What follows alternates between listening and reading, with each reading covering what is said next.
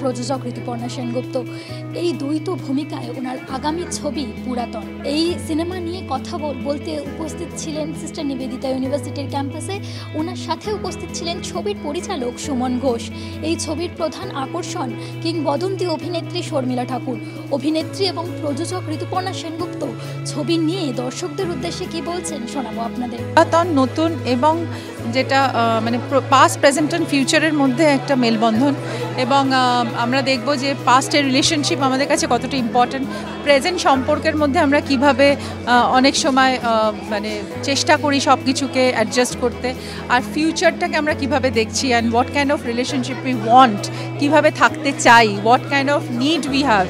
তো এইগুলো খুব ইম্পর্টেন্ট এই ছবিতে, and I think this a beautiful mother and daughter relationship as well. Find this film is a very modern film, পুরাতন নাম হলেও, and I think it will resonate with all the generation. কথাই বলবো 11th April release হচ্ছে পুরাতন, please আসবেন আপনাদের নিকটতম প্রেক্ষাগৃহে।